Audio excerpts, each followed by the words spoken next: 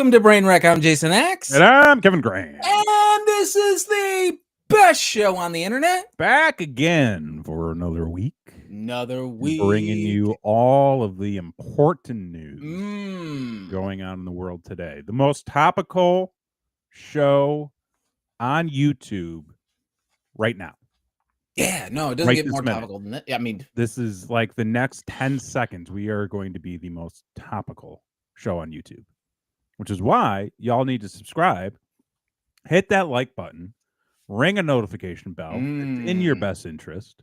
It really is. Because we are here to bring all the free funny for you.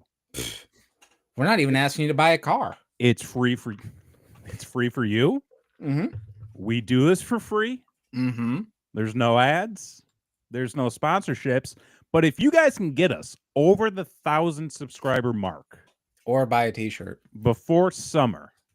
Oh, like that'd be lovely. That'd be lovely. Yeah, please. We're rocking and rolling on TikTok right now. Oh, we're like hot shit over there. Yeah, like people like us over there.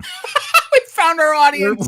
We found our audience. See, like, here's the thing. A while back, there was this whole notion of, you know, the negative audience doesn't get you traction and that sort of thing. Well, that has all changed because now all of these platforms have realized as long as there's engagement. Oh yeah, that's what people want. Because we just want people on the app. We don't care. Again, it's all selling ads. Quantity over quality. You know, 1,000%. That's why Netflix still pumps out all these freaking dumb garbage movies. They're making shows, yeah. Let's give the Russo brothers another $300 million to make a dog-ass movie. You know what's sad, though? Okay, and they just announced this. Disney Plus is a failure. Is it now? Oh, it's a massive failure. How so? It has made them no money. They have lost a shitload of money. Because of low subscriber count or because of bad programming? Low subscriber count and the previous regime, the Chapek regime, is actually currently being sued because they may have falsified how bad of a job they did. How bad of a job they did, and they may have falsified subscriber numbers to board members. Oh, 100%. Everybody's doing that. Right. But the point being is they announced just this week that they are closing down the Disney animation division for Disney Plus. So they will no longer be making animated specific content for the platform. They need to stop making any content for the platform. Well, it's like it's Disney. Like you guys fucking make cartoons. Like that's what you do. And now you're just like, we ain't doing that no more.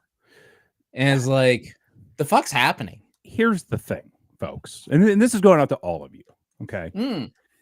If there's ever a job you feel as though you're not qualified for, just take a look at all of the studio execs. Because they're not qualified to do their job either. When you have bomb after bomb after bomb after canceled show after canceled show after subscriber abandonment, there's a reason why you can do many things in life and probably excel more than they have. I mean, I would argue that we on this platform, Brainwreck TV, not necessarily YouTube, but on this platform, Brainwreck TV, our platform, our show, our network, if you will. Yeah. We've done a better job running this house than the House of Mouse has done running their own house. It's a lower overhead. It's a lower overhead. I'm just going to say that. We have, but I mean, you got to think of things in the way of like growth. Sure. Content. Right. We're here every week and providing new content. Right. You know, good or bad. Hey, it's free content. It's no cost to you, no cost to us, except for time. Time is money. But I'm here to share my time with all of you. So you should at least appreciate that a little bit, you know, subscribe. But like when you think about it, anybody who was a producer or an executive on those Spider-Man extended universe movies, they should all be fired. Oh, every last one of them. Yeah. Every last one of them. And I'm not like trying to be like, oh, like I'm some dude on the internet who's got an opinion. No. From a business perspective, if you create that many bombs and that many dog ass movies, you deserve to be fired. And Zaslav guy fella over at WB, he deserves to be fired too. Sure. Jeff Bezos, he deserves to be fired, but he's not going to be because that's his company. But stop giving him money for penis rockets. That's all I'm going to say. I will say we have drastically curbed our Amazon spending. We have drastically curbed our Walmart spending. We are voting with our dollars, ladies and gentlemen. I think that shop local. Shop local. Buy goat soap. Wait, what? We've been looking for a good goat soap person for a while. This is a thing? Wait, you don't know about the goat soap? I don't know. Learn me up about some goat soap. Listen, okay, so you got your goddamn Cervi and your fucking what the fuck? Got Stridex or whatever the fuck people wash their face with. The pimple? Yeah. Okay. The clean ones where they got the little pieces of plastic that like rub on your skin, burn into your skin and pores, and they just make things worse. Yeah, they get all the microplastics. Anyway, all that shit's bad. Okay, that's the point. You want something that's good for your skin, you get yourself some goat soap. Why goat soap though? I'm looking this up. Goat because it's got like fucking antioxidants or some bullshit. I don't know. I'm not a dermatologist. Like I don't have a degree. There's this thing that we should buy, you should buy, but like it's I don't know. Wait, so we got. Hang on, I'm looking online right now. I don't think there's big goat soap, so that's what I'm saying. Like that's a local thing you can buy. There's no big goat soap. It's just it's just like local small guy goat soap. Yeah. I mean, it's all local goat soap. So like, you gotta go local farmers markets, your local goat yoga place, wherever you can find your goat soaps. Make sure. Oh, wait a minute. Hold up. Okay. We might have a goat soap vendor here in Austin. Oh shit. You got a guy. Well, I don't know if it's a guy or a gal. Sure, you don't want to assume. I never want to assume. Well, the government said we're all female, so. Did you see the fucking thing that there was? Oh God, I wish I paid more attention to like the smaller things. Because there was, where the fuck was it? Somebody misgendered a representative who is trans. Okay. When giving them the floor to speak, and then somebody else on the dais stopped and said, like, basically turned to the guy and was like, "What the fuck did you just say?" He's like, "Talk to them like they're a person." And the guy was like, the gentleman goes, "No, have some decency, or we're not continuing this session." And then the guy just canceled the session and they moved on. I was like, God damn. Wow. Good for that person. Let's see. I don't know. Do we have goat soap people? Ooh, Lampasas. That's a bit north. And it's got goats. Goats? A review. We absolutely love this soap. Eucalyptus spearmint is our favorite. See? She has pics of each goat that makes each soap beside it. This is like when you go and pick out your steak by selecting the cow. Except this goat lives, man. I actually wonder now if like there's any goat soap sellers near me, because like we got some goat sure. by us. Yeah. Shop local, put goat soap on your face. Or don't. I mean, wash your face. Wash your face. You guys are in the middle of a fucking measles breakout. Like, what the fuck is going on over there? Your homie was talking about earlier, like how like the best way to not get the measles is just to get the measles and you're immune for your life. What the fuck? He was like, like, it used to be that you would just get the measles and then you wouldn't have the measles anymore. And, the vaccines don't work. I mean, they work for some people, but, it just doesn't always work. Homie was at a goddamn Steak and Shake while there's a fucking outbreak happening. We're all going to die. We're fucked. We are so fucked. Did you see fucked? Did you see Linda McMahon on Fox News? No. She's the head of the Department of Education, folks. If you want to talk about not being fucking qualified, look at the cabinet. So there's been an interesting thing going on with Fox News right now. Because I listen, I read what I feel like I need to read.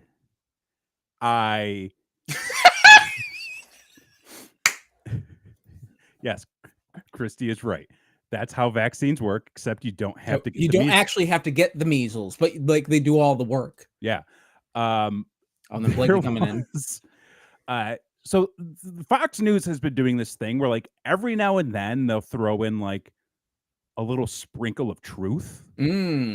Or they'll sprinkle in some like hardball questions. Or they'll sprinkle in some softball questions that the person that they're interviewing think are hardball. But the head of the Department of Education, Linda McMahon, was asked, what is Title I? And she said, well, I can't really define it right now. And it's like, that's your job. Your job is to know these things. Yeah. Guess what? You're not getting a hot tag to get out of this. You see, and the thing is, like, it's becoming more and more clear that like the people who are put in the places that they're put in are only put in there because they will do the thing that is asked of them without question. Well, and those are also people that contributed heavily, right, to this is what I don't get. This is what I don't get. Like Linda, right? Take Linda for example. Yeah.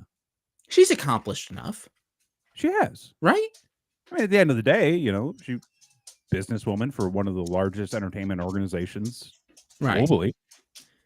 At the end of the day, is she going to be known more for being the head of the Department of Education or being an executive at WWE? Executive at WWE. 1,000%. 1,000%. But this is the other thing too. Like, they want to get rid of the Department of Education. Right. So essentially, they're trying to kick her out of her job. Yeah. Like, they literally hired her. And maybe I'm wrong on this. Maybe I don't understand how this works. I'll put that out there on Front Street. But when you say, oh, we want to get rid of the Department of Education, and then you hire a head of the Department of Education, like, you're about to be out of a job. Unless I misunderstand something. Well, no, you just make sure that it takes 4 years to do it. Because that's what it comes down to. Because at the end of the day, she's going to be out of the job in 4 years. I mean, unless they're fucking gonna, make him the king or something. No, they're not gonna do that, brother. They'll try.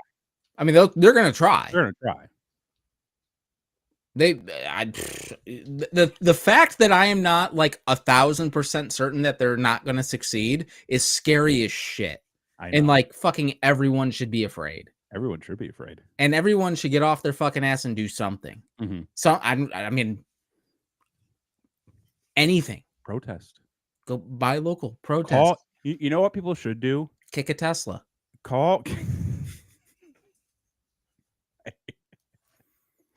I'm not going to say what just popped into my head. That's going to be a me thought. Don't do anything illegal, though. No, don't do anything illegal. Okay? We're not advocating for anything illegal. Don't get sued. Hashtag don't get sued. We have advocated not getting sued on this podcast for years. So our legal advice to you: don't do anything that'll get you sued. And don't be an ass. Remember, at the end of the day, this is a comedy show. Yeah, we had a warning.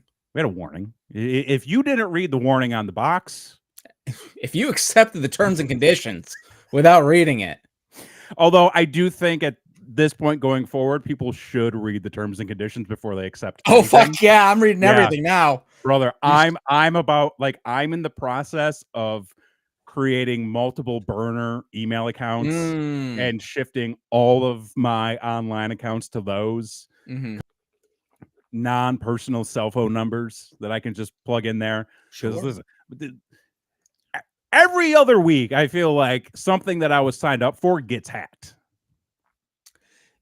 You know, that's true. Yeah. And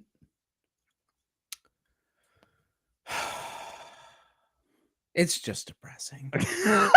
Like, he doesn't even have a comment to that or a response. I mean, I did, but I went down the mental rabbit hole in my mind of where everything could go, and Yeah. all of it was bad. None of it was good. There is no hope. And the thing is, you know, he's checking the branches in real time, folks. This is a real thing. the thing is, right? They always say it's got to get worse before it can get better. But does it? Should it? It doesn't have to, though. We don't need to have a calm before the storm. We don't need to have everything get worse. It's not like fucking just pissed off the most polite people on the fucking planet for no reason. The fuck are we doing? Fucking Canadians. And like, who'd they ever beat? No one. No one. Right? So why? Not even Montreal. Brett still got the title taken away from him. Fucking A. You know, it's been almost, what, 30 years now? Mm. Oh, God, it's been almost 30 years. The only one they've never apologized to is Goldberg. But does he deserve an apology? No. Who is on your list of wrestlers who don't deserve an apology? Ooh, this is a good question. Yeah. Or maybe even don't deserve the grace of acceptance again. Oh, well, Hogan's top of the list. Top of the list, right? Well, no. I mean, like, I think you got Benoit at the top of the list. Well, realistically. Yeah, like there's How about this? He doesn't exist for me. He doesn't exist. Yeah, anymore. he doesn't exist. Benoit is excluded because he's in his own category. Yeah. We'll talk about, people who have done not that bad of things. Right. Yeah. I will say, who the fuck did we just say? Said Hogan. Hogan, right? Hogan. Teddy Hart. Oh my God. Mm-hmm. That's another one. Used to be like every other week with him. Fucking A, right? Yeah. Sandman. Really? Yeah.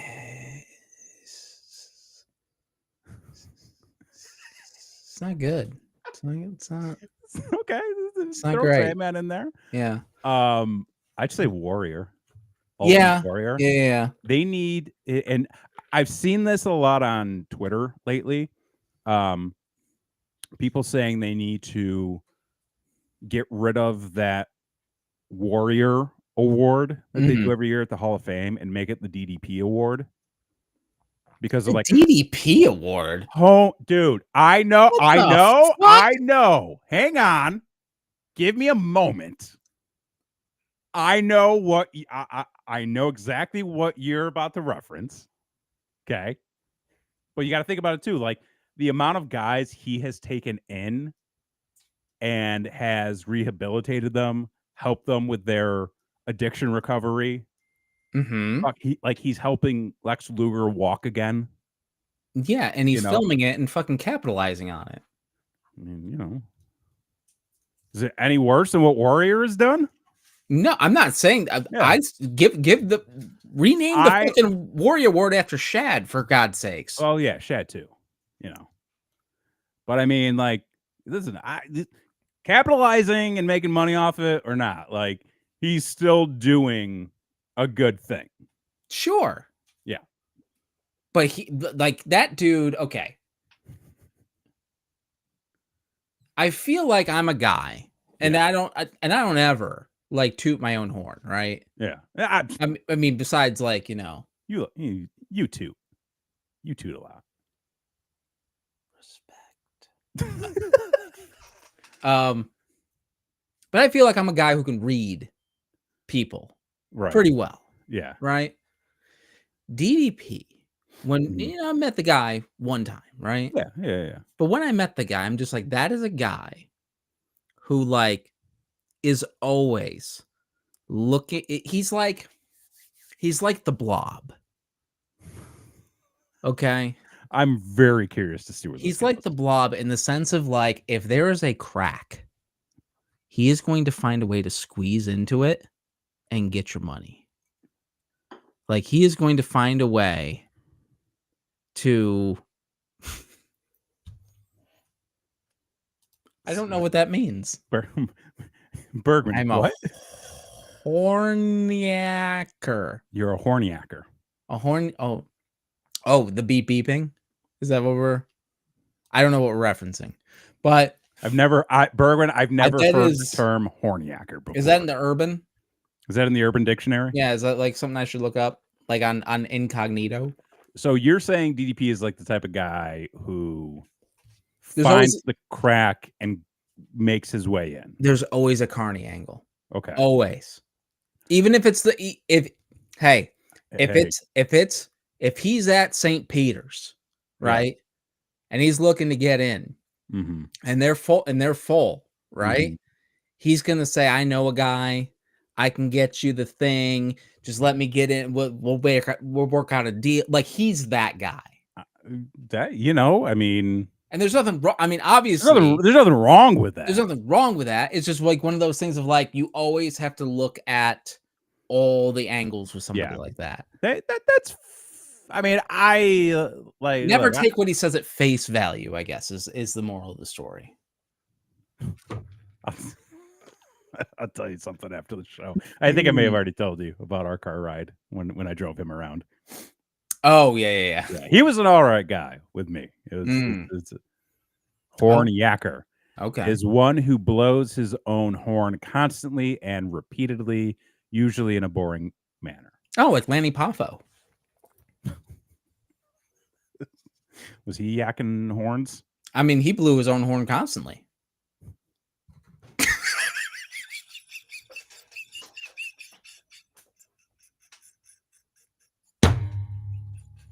Why did I not pick up on that sooner? That was a layup, and I was just staring at the rim the entire time. I was like, I fucking knew. Yeah, I know, and I know better, and I know that. But fuck, man. Bergman says used as an insult in Jarrett promos in the Russo era. Listen, Russo's still yakking that horn. I mean, fucking A. Good Christ. Like, fucking hell, man. Give it up. We get it. It's a work, bro. I'm so tired.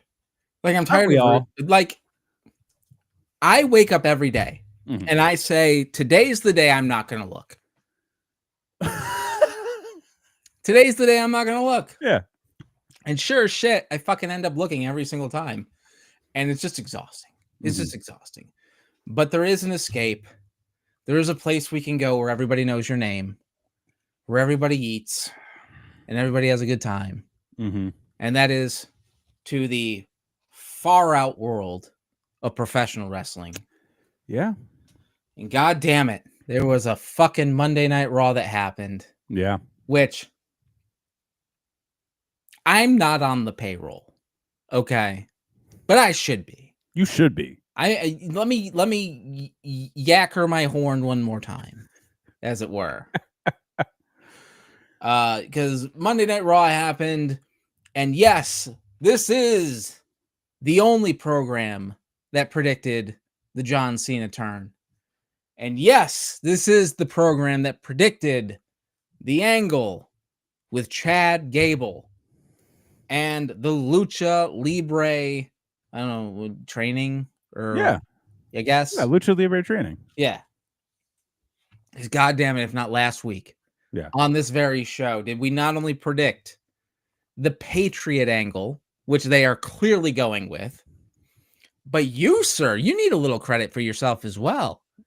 Because you said, wouldn't it be awesome if they had somebody who wasn't Chad Gable in the mask, but looked like Chad Gable, and they ran all these spots. And sure as shit, in a backstage segment, if they did not do that exact same thing. Yeah. I feel like we're both sort of right there. Buy the shirt, folks. Just buy the shirt. tpublic.com. Just buy the shirt. I don't even need to say it anymore. Yeah. Like, give us the pencil. Mm-hmm. We are two dudes with attitude. They know how to fucking write a story. Yeah. You know? It's I mean, you can say, you know, oh, well, clearly that was the obvious direction to go. Mm-hmm. But they still went there. We still called it. Yeah. So like way in advance too. Yeah, way in advance. At least a week in advance. Come Yeah, on. totally. Like we wouldn't even have to I mean, who else did they do this with? Because I feel like they did it with somebody else before. The Blue Blazer. It was the Blue Blazer. They did. Yes, that's what they did. I feel like they did it one other time, or like some other company did it. But yeah, I think you're going to get Chad Gable running out in a Patriot-esque mask doing these run-ins. Dude, when he fucking threw up the Gracias, I popped so fucking hard. And like, I don't have Netflix anymore, so like I'm watching all this on YouTube and fucking social media. Like I'm going old school, you know, to like a year ago, you know, when I wasn't able to watch it live. But when he did that, wonderful, absolutely wonderful. But they are absolutely going to do a thing at some point where the mask is going to come off, and it's not going to be Chad Gable. It's not going to be Chad Gable. It's not going to be Chad Gable. So I wonder though who they're going to try to put in that spot. Like, I don't think it's going to be like a main roster person. Like, they're going to either find like an indie guy or like an NXT guy who's kind of got like a similar build. Plus, considering the fact that he came out in that like hoodie with the pants, I'm like, they could put anybody his size. Oh, it could be anybody. As long as they're like a similar build. Totally. And it's going to work. And you could do the thing where like, you know, maybe that guy goes under the ring, guy comes out on the other side of the ring, does the spot, and then they keep doing like the twin magic thing. Christine, what are the odds a wrestler comes out wearing the Tatas hat at some point? Can you explain the Tatas hat to the people? Okay, quick sidebar. So the Texas Rangers, MLB, baseball, professional baseball team. Professionals. In case you don't follow sports. Sure. Down here in Texas. Look at you guys. Okay. They're a local team, if you will. Somebody said, fuck this job. I'm out. Totally. And on the team, I'm trying to get a picture. On the team store page online. So wonderful. Somebody had to know. Somebody had to know. Of course. Like, I keep saying things like this, but you can just not, like, there's no way you can be in a position like this and not be that oblivious. You have to be. You absolutely have to be. Like, so they released a hat. Yes. When it had the Texas Rangers T emblem in the middle. But then it said TE. And it was AS on, you know, on each side of the T. I think I got it here. Likely, you know, to represent the T for, you know, Texas Rangers, and then it's supposed to say like Texas. Because you can kind of see an X behind the T. Like if you look close enough, there's like a little bit of you know, an outline of another letter. Yep. But it spells Tatas. Which, if you're not bilingual, right, or if you don't speak Spanish, that means tits in Spanish. That was on the shop page. I'm pretty sure people bought it because it's already on eBay for like $1,000. See, that's amazing. And then they pulled it down. But like, coward. You have to know. You have to know. Unless somebody did this and said, I'm going to make a funny joke and people aren't going to get it. But then again, like, that's the fun we need. Yeah, it is the fun we need more Tatas in this world. Exactly. Yeah.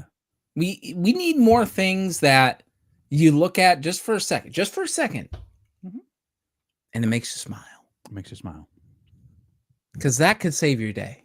That could you look at like I've been sending you guys a lot of videos lately on the Instagram of certain things, and it's all just to make you smile. Oh yeah. I hope it brightens up your day. Yeah, kind of thing. I mean, the things I'm sending you aren't great, but I hope it does brighten your day a little bit. Yeah. I have a good chuckle. Good. Yeah, good chuckle. It's wonderful. But so back to Chad Gable. Yeah, back to Chad. I think that they'll be able to get a little bit of runway with this. I think that they can do some fun stuff. At some point, though, we got to do something with the LWO because they have just seemed like fodder for so long. And I don't know. I don't know where they're really going with them as a group.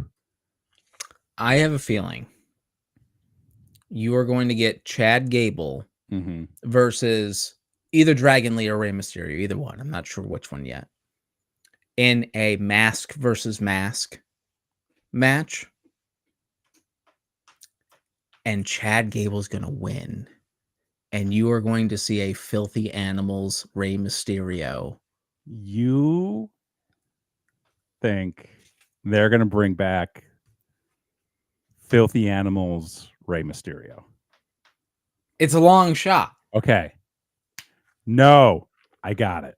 I got it.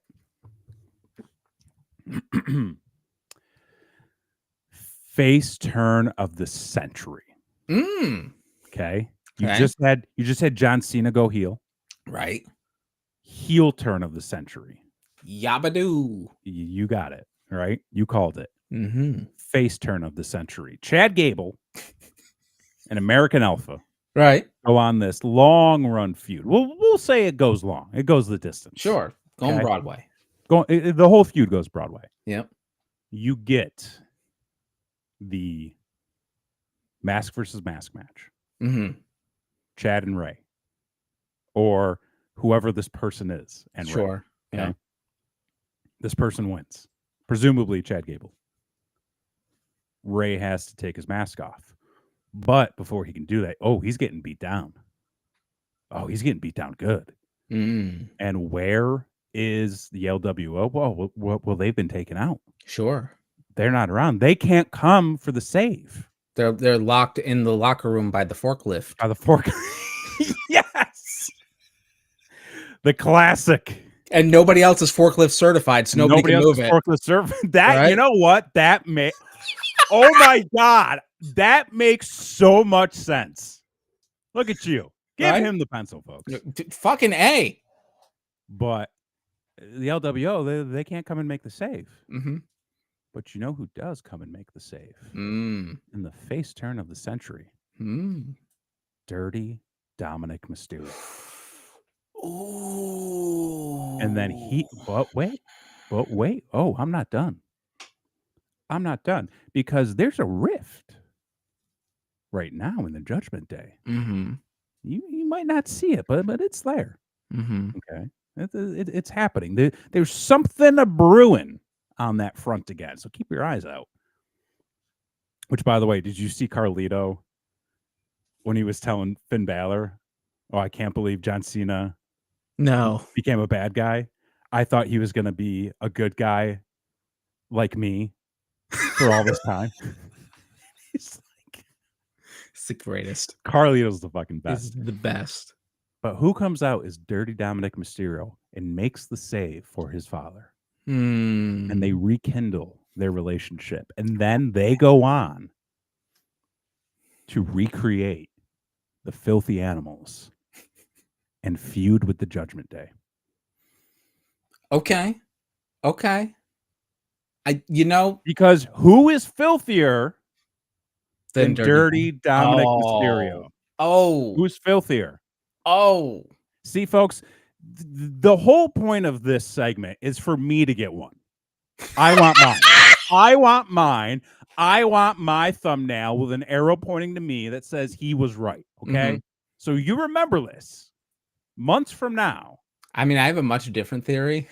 Go ahead. I mean, Bergwin loves it. Bergwin's on board. No, Bergwin, you like it. It's good. Okay. It's good. Christy, no. Why is everybody attacking me? I'm right.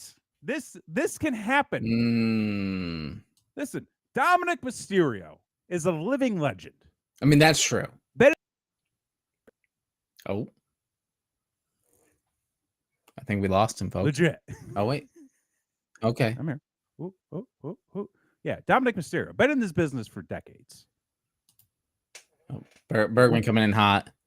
Dom saves Ray. No one retires his dad but him. Ooh. Okay. Ooh, mask versus hair match.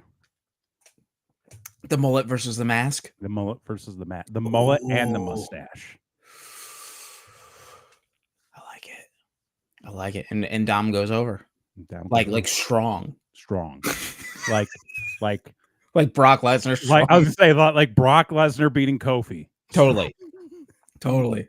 But no, I think Dominic comes out. He makes the save for old daddy, and then they have one last run together, and then Ray rides off into the sunset and goes and gets more stem cell injections and comes back at age 60 and fucking rolls with the best of them. Still dropping a dime. On everybody. Yeah. I do have a theory about, so I have a few theories about the Judgment Day. You know, they are teasing the third member. They are also teasing hardcore Finn and the Demon. Like if you look, I saw the package. If you're starting to notice video package last week, the thing, everything in the background is pointing to that happening. However, there was a thing that happened on Raw, and it was the thing that like it was such a little thing, and they tried to make up for it, but like to me, it was like, okay, this is going in a different direction than people think. Okay, and if you didn't see it, they did a match on Raw where, and they've been really smart about this, where leading up to WrestleMania, they've given Gunther 2 matches in a row against the Alpha Academy, right? The one against Tozawa, and then was a squash. Otis the following week. Otis was much better. Then they've given Jey Uso 2 matches. And he's going against Theory and Grayson Waller. Grayson Waller, right? And the thing was, Jey Uso both times made the save for Alpha Academy. This week, Alpha Academy did not make the save for Jey Uso. Interesting. And backstage later on, they showed up saying, sorry, we didn't have your back. It'll never happen again. It's going to happen again. It's going to happen again. And Jay is going to be so desperate from getting jumped, he's going to look for backup. And who's been looking for a new member but the Judgment Day? Because listen, folks, we got like fucking a long time till WrestleMania. It's still a while. And they've done the same like a month and a half with Jay and Gunther for like fucking 4 weeks in a row, and it's stale as shit. It is stale as shit. Like this, man. How did we get a build-up? Well, I guess, Mania last year was like the first weekend of April. They should have been cooking quick. Yeah. Because I feel like all of their stuff is like starting to kind of. Where's the our pot truth? Is cooling down a little bit. We need our truth. If our truth shows up on Raw and is like, hey guys, I heard you're looking for a new member. I'd love to join the Judgment Day for the first time. I think it would be great. I think there's a lot I can contribute. A little I do. something new for me, a little something new for you. Wouldn't that be something? That would be great. But I feel like they are going to try to recruit Jay. Yeah. To which eventually it'll get to I mean, you've got some weeks of television to do this. Mm-hmm.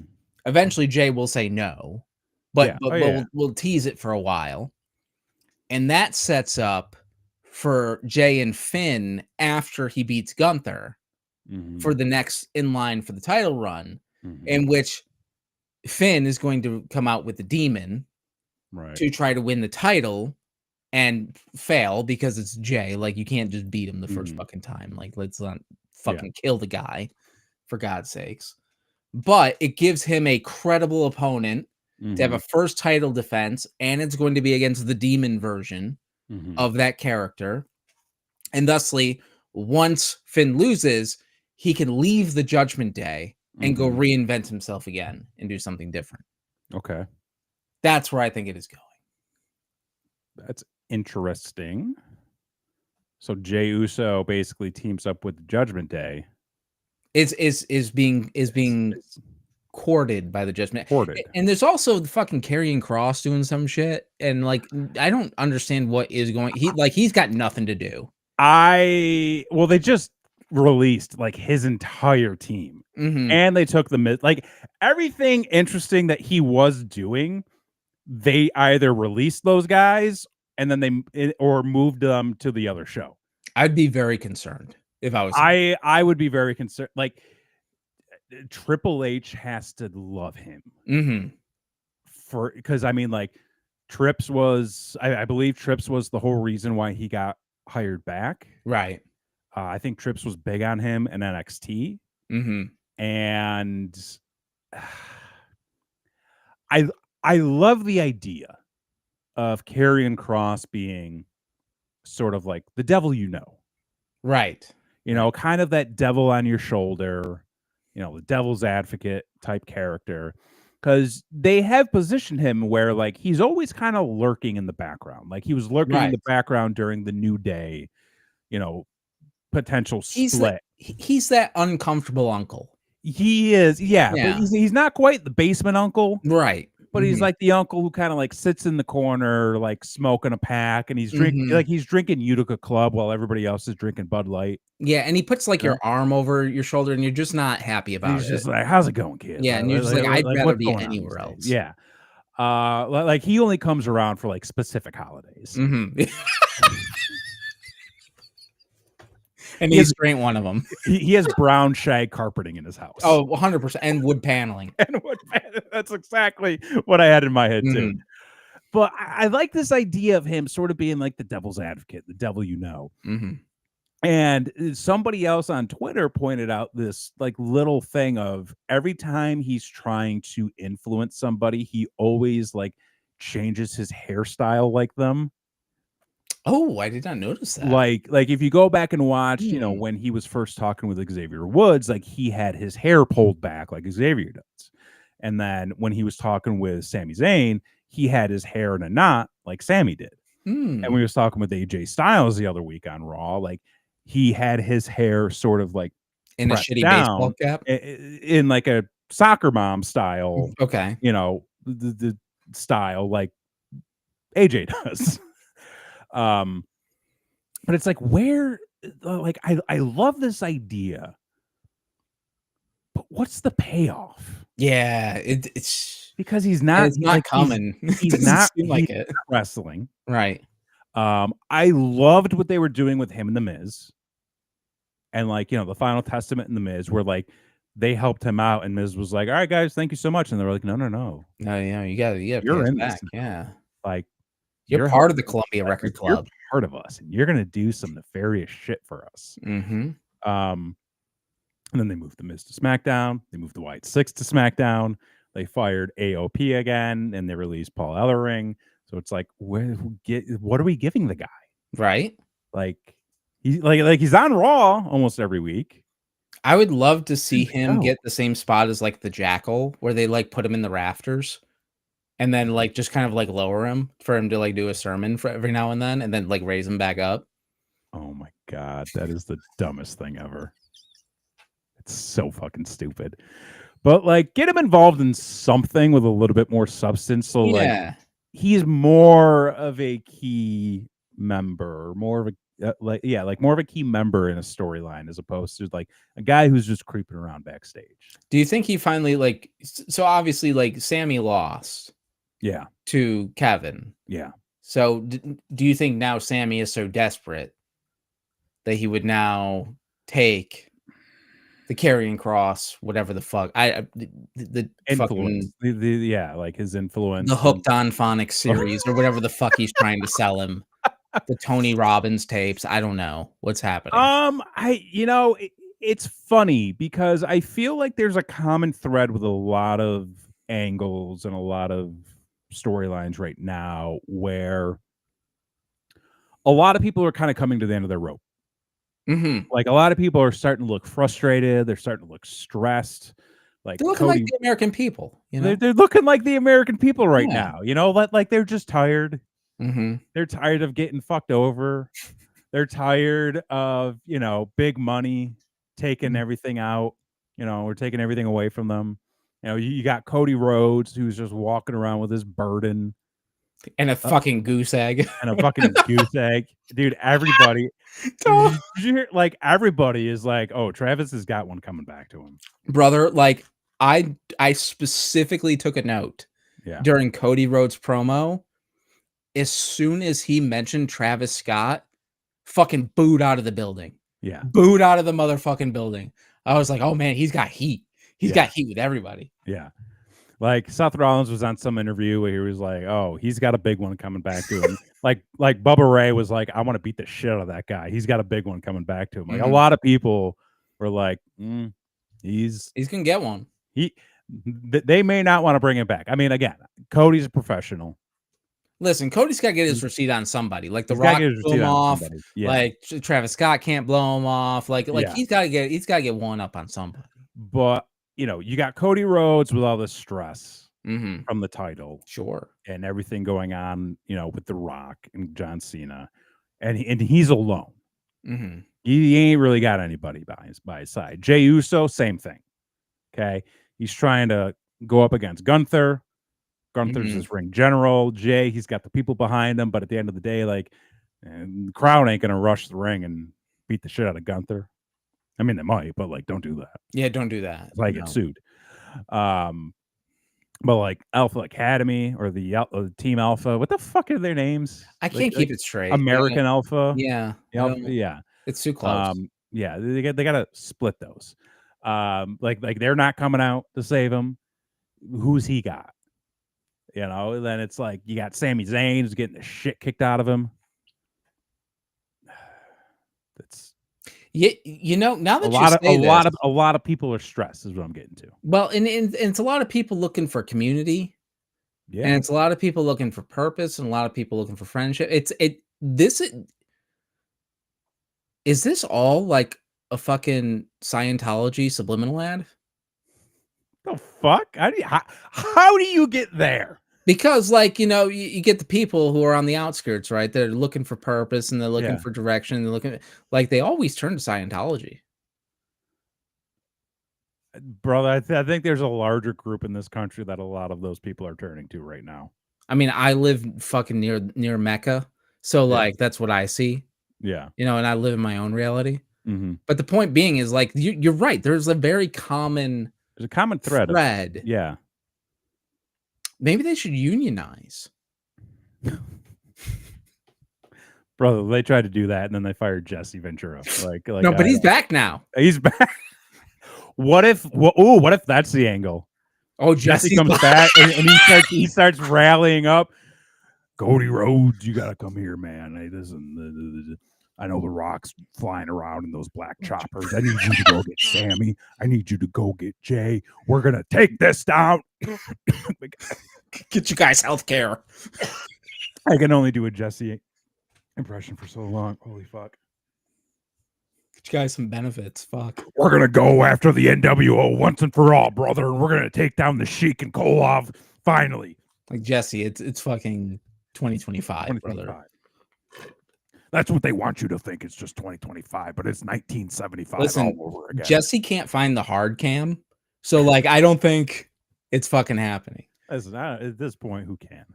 That's very true. Yeah. So I got some raw notes, some other things I want to talk about. Hit me with your notes. So, like I said about the Travis Scott thing, I want to talk to you about this tornado tag match. Okay. Between the new day, the New Day, and the LWO was. I thought at first I was like, man, like Dragon Lee out there is looking sloppy. TV timeout real quick. Sure. Did Dragon Lee piss somebody off? I don't know. Because he came in with like all this fanfare. House of Fire, yeah. House of Fire. But like he never quite made it beyond that. Like he came in hot and then like immediately cooled off. Was he there when Vince was there, right? He was still there when Vince was there. And I think what Trips is doing with Penta is more of like a show of good faith than anything. Oh, brother, yeah. Because it's like we've been down this road before so many times, right? And it's never worked out. Well, it's worked out for one dude, and that's Rey Mysterio, and that's it. Yeah, that's it. That's the only fucking one it has. Yeah. But I think them pushing Penta as hard as they are, yeah, and giving him the 5 pyro entrance and the things that they're doing for him is not only like to obviously build him up as a star, but it's also to show us a good faith. But fucking Dragon Lee has been like, hey guys, like I'm still here. Like can we do something? Can I get like 3 pyro? Well, like Bergman's got a good point. The company can't book more than one luchador at a time. It's true. And now they got Chad Gable. True. Now they got like or a man who looks like Chad Gable. Sure, right. It's just like there's a lot of guys in the company right now that I look at and I'm like, what happened? Like Austin Theory, who did he piss off? Well, he was Vince's boy. He was Vince's boy. Right. I do have a theory though about Austin Theory. A theory about the theory. Okay. About the theory. Well, like there was the thing where like during, I want to say it was like right around pandemic time, he was named in some not so nice things. A lot of when they were that's why I say this. Because I don't like using the term Me Too'd. Right. Because I think that's so fucking like the thing he was accused of some inappropriate sexual behavior. Right. Thing the guy in the witch doctor mask can't get a job for anymore because of who? The guy in the fucking the plague mask. Oh, that guy. Yeah, he can't get a job anymore. Yeah, him and Joey Ryan. Yeah. Well, I mean, like he's fine to never work again. So yeah. Yeah, because like he got like that happened, and then like he went away for a little bit. Then he came back as like one of Rollins's minions, and then kind of like fluttered back to NXT for a bit. And then like it's like when he came back to the main roster, yeah, he was Vince's boy. Won Money in the Bank. And for some reason he challenged for the US title. And then he never like defended the US title, and then he lost it to Ray, who lost it to Logan Paul, unfortunately. Right. But I feel like there's something that happened there. I don't like putting like conspiracy theories out there. I don't like putting speculation out there like this. I feel like he got popped for something else, and they didn't announce it. Okay. Also, like, I don't know if you've noticed, like the dude's kind of shrunk a little bit too. He's a little smaller. He's a little bit smaller than coming back in. But yeah, it was just an interesting observation because like he seemed like a guy who was going somewhere, and then boom, and it was cut. But then like you look at a lot of these other people, like Dragon Lee, like he came in House of Fire, and NXT, but like even his sort of push, we'll say, kind of slowed down in NXT. Then was brought up to the main roster and like never used. I do know that he did take some leave because his wife gave birth. As you should. should, and I think that's very commendable that not only did he take the time to go spend time with his family, but the company gave him time to spend time with his family, so much respect there. But it just seems like he great. hasn't really been able to catch a lot of traction, and Right. I don't know if it's maybe like him not getting accustomed to the WWE style, because I know like that was a big issue with Sin Cara when they brought Mystico in, was like he would not adhere to the style that they basically booted him out the door. So hopefully that doesn't happen. But go on with what were you talking about? The tornado tag. The tornado tag, yeah. Yeah. So I thought he looked a little sloppy, but he tightened up really well by the end. And the other things I wrote down is the New Day are absolutely incredible. Phenomenal. They are so fucking great. Yeah. And they get no credit. And it's such a shit. Like the fact that they have been around for as long as they've been around, and the fact that they can still get the fucking heat that they get, even though they are essentially legends who can just get cheered by showing up at this point. Yeah. But the fact that they're so good and they can get so much heat, and it's like a fucking masterclass to watch. It's fantastic. Now, unfortunately, well, actually, first they stole one of me and Kevin's spots, which they took out a table, or the faces took out a table, and then they put it back under the ring, which is a classic fucking heel spot. But unfortunately in the match, the table did come back out, and it was probably one of the worst fucking table breaks in the history of fucking pro wrestling, folks. If you haven't seen this, find it. If you can go and find it. Goddamn, they have a table set outside the ring. They did the good psychology thing, which is set it up and forget it. Because then when you go back to it, it's a surprise and it means a hell of a lot more. Right? They set it up, they forget it, they come back to it. It's on the outside of the ring. You got Xavier Woods on the apron. Dragon Lee runs up, does a Hurricane Rana. He does a flip onto the table. He fucking hits this table, sort of. He grazes it, basically. And you had mentioned previously, Fed tables, they're a little sus. There might be a little gimmick there. Cutting them down the middle, brother. He basically does like how like you can do the slide across the hood of the car. Yeah. He does that to the table, right? And the table indents, does not break, but he's outside the ring, so he's really close to the guardrail, right? Yeah. So he like slides off the table, like hits the guardrail, and then falls backwards, and his arm like hits the table, and it fucking collapses. It was the saddest fucking hilarious thing. Yeah. I was just like, oh, that was the shits. And that was amazing. It's funny, man. And I remember when the internet got hot at me for saying those tables are pre-cut. I'm like, no, they're not pre-cut. No, homie, they're pre-cut. Your arm should not be able to collapse. Listen, if your arm collapses a table, you got to take it back to Staples. Yeah. Okay, you're due a refund. That's a defective table. That you got yourself a lemon. Yeah. Do you think this goes back to the ring crew? Oh, being a bunch of dicks? Being a bunch of assholes. They're like, hey, somebody get a solve. Let's pre-cut these tables a little bit. Make them look like real dickheads. The thing is, like, it'd be funny the first time. Yeah. Not the 20 million 20 fucking times that's happening. Yeah. Other than that, it was a phenomenal match, which in the ending, we got the Chad Gable surprise, which was very, very fun.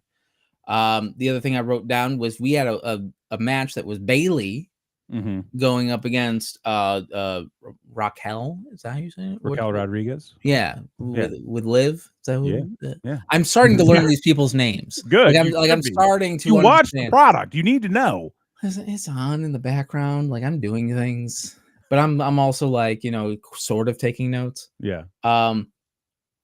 The focus of this match, the best part of this match was fucking Dominic Mysterio in this match was trying to sell knockoff watches to Pat McAfee. What?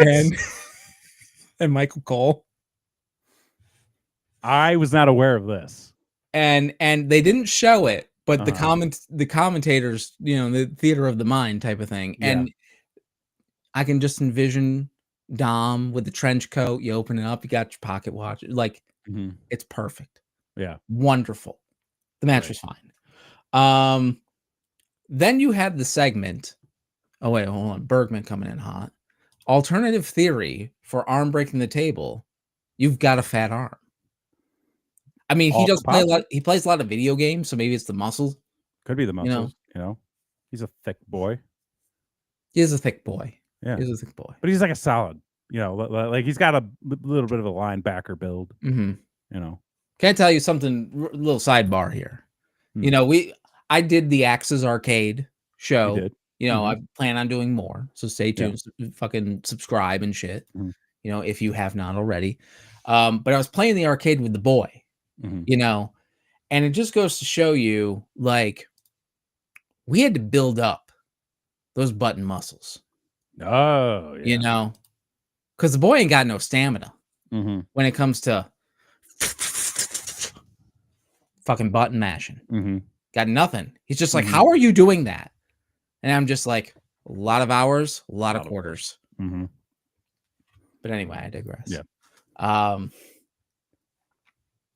Then we had them trying their fucking best to make sense out of this Rhea Ripley, Bianca Belair, Io Sky situation that they fucking just shoehorned themselves into. It's awful. I hate it. It makes no sense. But at the end of the day, it's also like a very simple story that they're telling. And it'll be fine. But man, what a missed opportunity. I think it's a clouded storyline right now. Yeah, it is. Because you've got, there's too much going on. You have Jade coming back in the thing with her, Naomi, and Bianca. Then you have Bianca with the number one contendership for the title against Io at WrestleMania. But then you now have, so you now have Bianca and Io, and then you have Rhea Ripley, who's got heat with Bianca. And it's like, there are too many moving parts right now. Like I love it when storylines cross, but it's like everybody is still sort of compartmentalized. Right. Where it sort of makes sense. Like, oh, this guy is, cohorts with this person who's a heel. He comes in to help him jump that guy. And then the guy he's feuding with comes in, and there's like more like build that way. And like other stuff like ECW did it great back in the day. Like they're very good at doing things like that. This though is like, you're not spreading this across two shows. And it's like, so where are we going with Jade and Naomi? Where are we going with Naomi and Bianca? Where are we going with Bianca and Jade? Where are we going with Bianca and Rhea? Where are we going with Rhea and Io? Yeah, like there's I feel like Charlie Day. I'm like, it's Pepe Sylvia. Like who's Pepe Sylvia? Like it's a lot going on. I mean, maybe they can pull it all together, but unfortunately, this is where I see it going, and I don't like it. I feel like the match is a triple threat match at Mania. It's going to be between Jade, Naomi, and Bianca. They have to figure out a way to get Bianca out of that title picture, which is fucking stupid because they put her in there. Yeah. And now I feel like that's not the match. Like this angle that they did on Raw, and if you hadn't seen it, it's fucking weird. Where Io comes out, she's doing her big speech. Bianca comes out to doing the WrestleMania sign, fucking whatever. Then Rhea comes out, argues with Bianca. They both pie face Io like she's nothing. And Io's like, I demand some respect, and that's your three-way.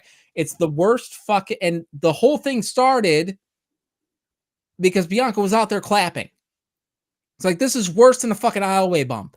Like, it's terrible. I knew you were going to say that. It's fucking awful. Like, there was no physical contact. Right. And actually, that's not true. There was physical contact, which should have disqualified Io because Bianca hit Rhea in the title match. Oh. And there should have been it like literally right in front of the referee. Oh, too. wow. Should have been a disqualification. It wasn't, and she ends up losing. So like that is her claim to be a part of this match. But it's the shits. Like, it's a horrible angle. I hate it. It makes no sense. They need to figure out a way to pull it all together. And with the amount of moving parts they have right now, I'm not sure how that can be done. Yeah. But hopefully they do. And then we had to end Raw with the 15-foot high steel cage matchup. CM Punk versus Seth Rollins.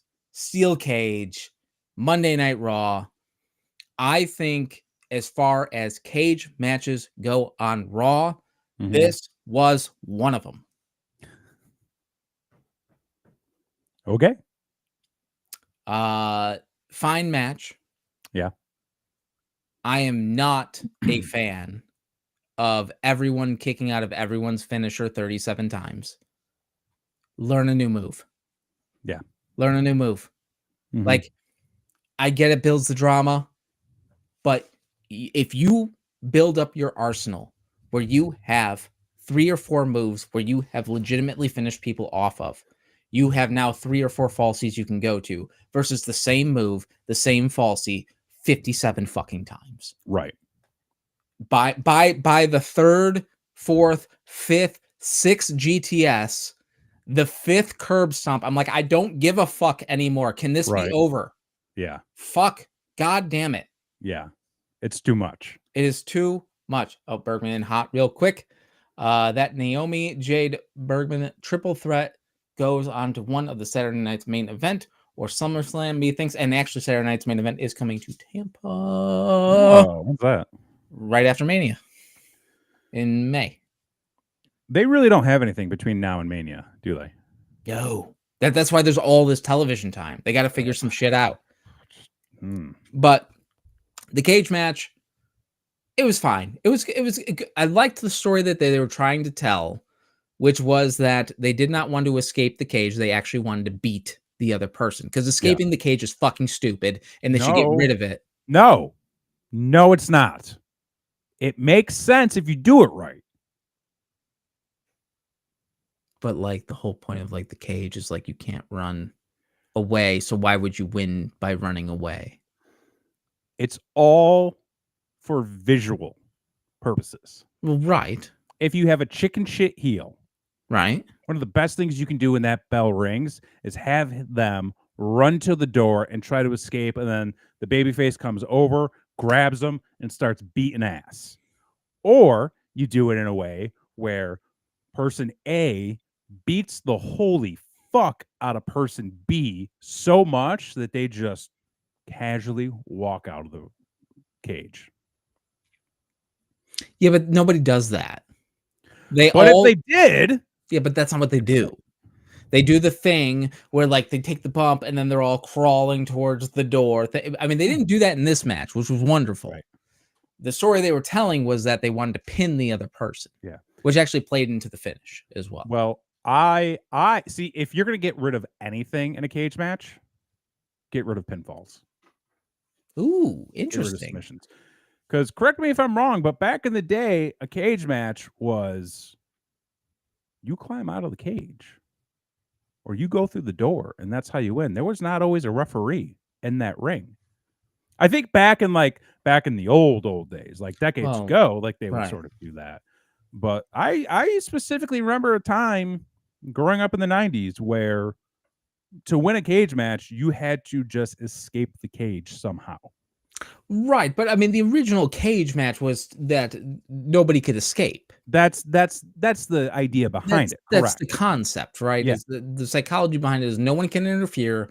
You cannot escape. You are locked in there with your opponent, and you are fighting essentially to the death, right? That is the idea.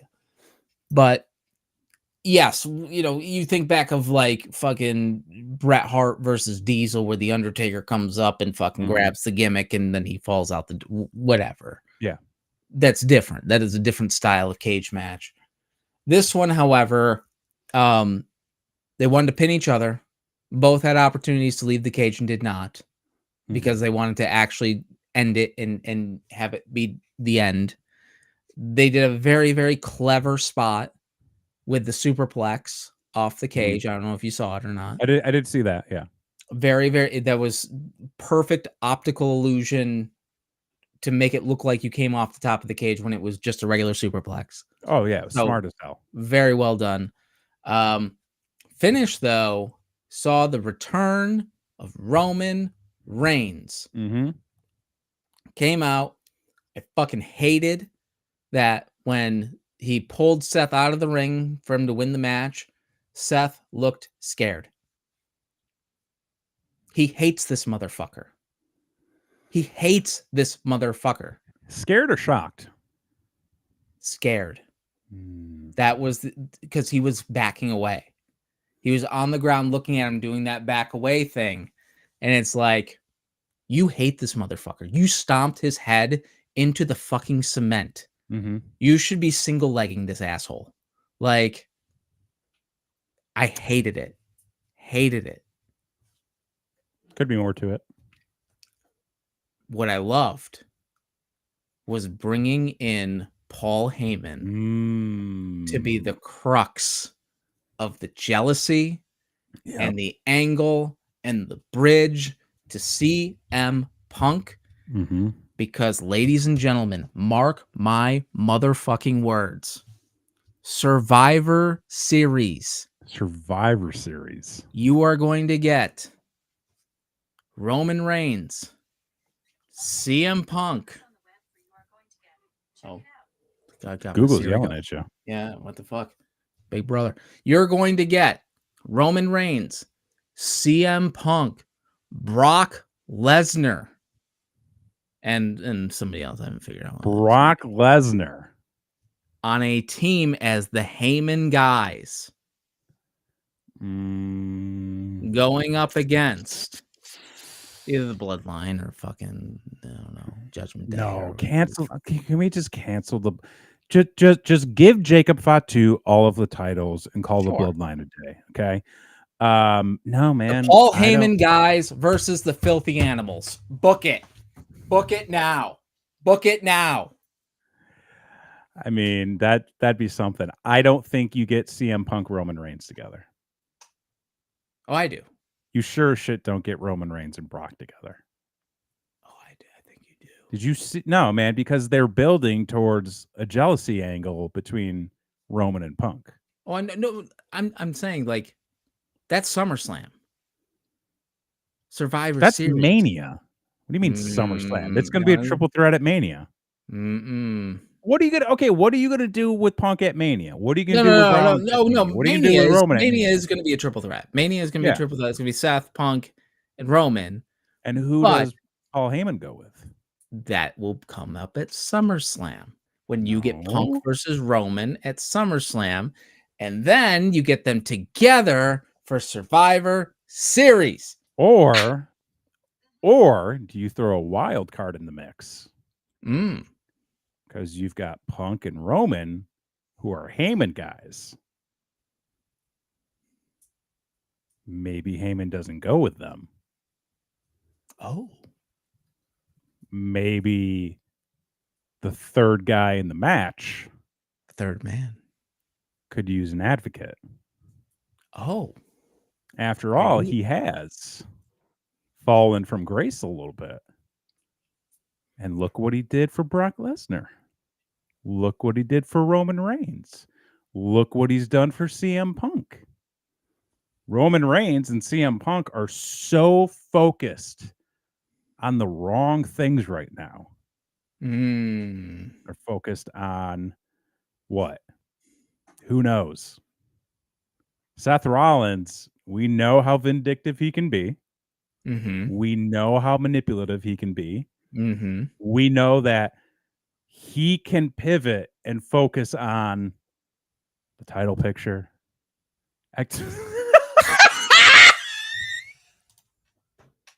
Yes. The return of Curtis Axel.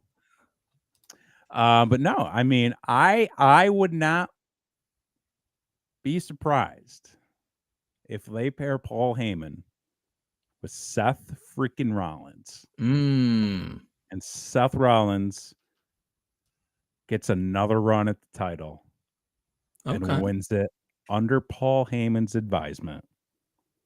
Because Roman and Punk, They just can't keep their shit together. They're too focused on each other. They're too focused on themselves. Seth, he wants to be focused on the title. He wants to be focused on that last run. And then what you do? Is you have Seth hold it through the year. Okay. To Mania. Mm-hmm. And then you set up Punk and Seth at Mania. Punk gets his Mania main event. Seth gets one last title run because guess what? Seth don't have that many years left in him. Fuck, not in those knees, brother. Are you kidding me?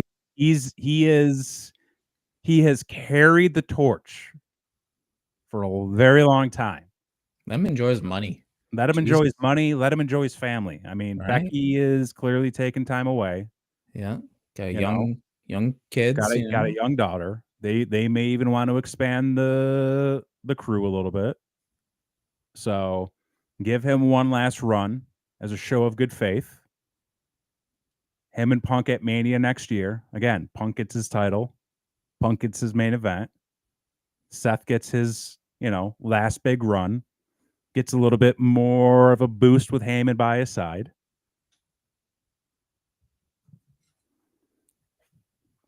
Give me the Sharpie. All I ask is at some point, we get a 6-man tag match where you get Punk, Roman, and if they go with you, Seth, you get a Heyman team together. Okay? And they call themselves, hold on. Ryback was a Heyman guy. Ryback ain't seeing the light of day in that company anymore. So you get Seth, you get Roman, you get Punk, and they team up as the 3 wise men. Let's just end the fucking show.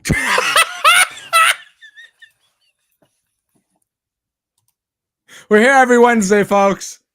Fucking A. You asshole. Folks, we do the show each and every Wednesday night right here on youtube.com/BrainWreckTV. We also stream on Facebook. We also stream on Twitch. So be sure to follow us there if that's your platform of choice. But right here, YouTube, this is our home. This is our platform. This is our HQ. So you want to follow here, you want to subscribe, you want to comment, you want to like, you want to do all the fun stuff that keeps engagement going. Please get us to 1,000 subscribers. That's what we're trying. Listen, want it by summer, okay? Want it by summer. You can buy t-shirts, tpublic.com or tpublic.com. Just search for Brainwreck TV. They don't. I don't like their URLs. No, their things kind of suck. So just scan the fucking QR code. Scan the QR code. Go to tpublic.com and search for Brainwreck TV. We'll be there. Yeah. We've got all sorts of stuff in the archives. Follow us on TikTok if that's your bag. We got some fun shorts there as well. Fucking A, and we're cranking them out. So please interact with those. Let us know your opinion. We're yakking our horns. All over the internet. Yep. Right? Be safe, folks. Be safe. Take care of yourselves. Take care of each other. Yeah. Take care of your, Be good people. Do good. Do good. Help somebody. Yeah. Don't buy a Tesla. No, don't shop at Amazon. Don't shop Amazon. Don't shop Walmart. Don't shop Walmart. Definitely don't shop Target. No. Do anything else. Yeah. That's productive and efficient. Go thrift shopping. Yeah. We just came back from the thrift store, actually. Listen, I don't know what it is. You park by a tree at the thrift store. You're walking away with gold. Walking away with some good stuff. Every single time. But goddamn, we didn't even talk about the fucking Universal thing. Next week, brother. God damn it. Next week. Oh, it's been a week, folks. So for this week, I'm Jason X. I'm Kevin Graham. It has been your show. Peace.